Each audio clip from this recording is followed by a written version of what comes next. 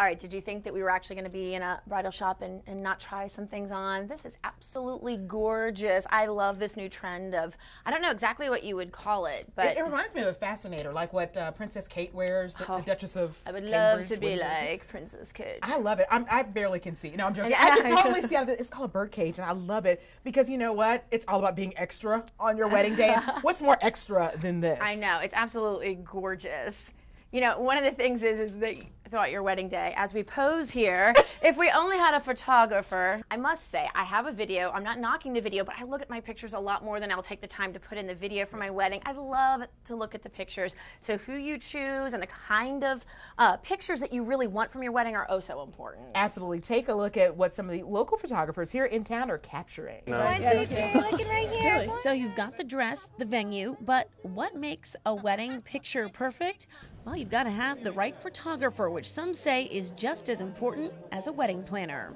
The photographer is not a wedding planner, but we have this, I guess, kind of vast knowledge of weddings because we've been to so many and worked so many and seen the behind the scenes of so many weddings. I think oftentimes the photographer is looked to kind of guide the day and shape the day. Jamie Haverkamp is the owner of Fiddlehead Photo.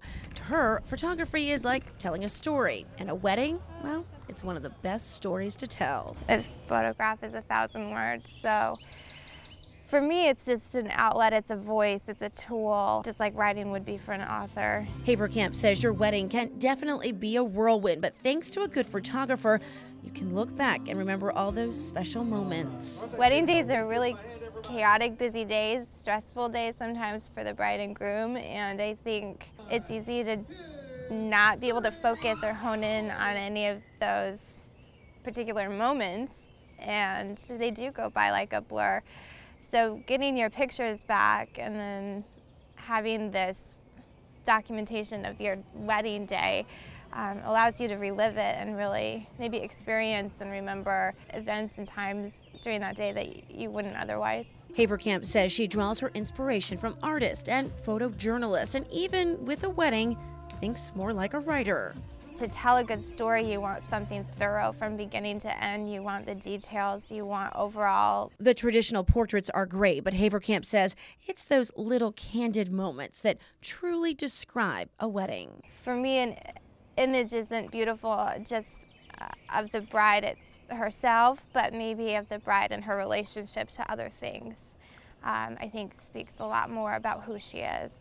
So people in their relationships, I think, is the most rewarding part of photographing weddings, is seeing human nature. And of course, having the right photographer can be the difference between a lifetime of beautiful memories or a bunch of not so precious pictures and a waste of money. Anyone can be a photographer. I would just be aware of the work. Try to have an educated eye when you're looking at photographs.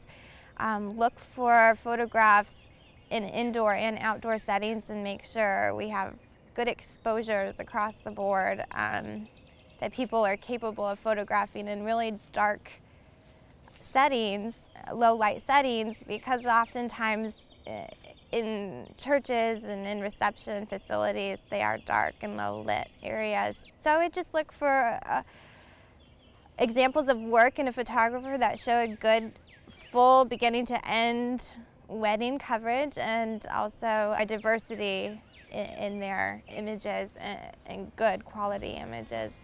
Well, still to come on 6 Around Town as we have fun putting on a little bit of some of the things they have in here. Maybe soon. Maybe some bridesmaids dresses, and of course, beautiful bridesmaids dresses. I'm sure a lot of people say this, but they didn't look like this when I got married. They were still kind of the crazy ones. These are gorgeous.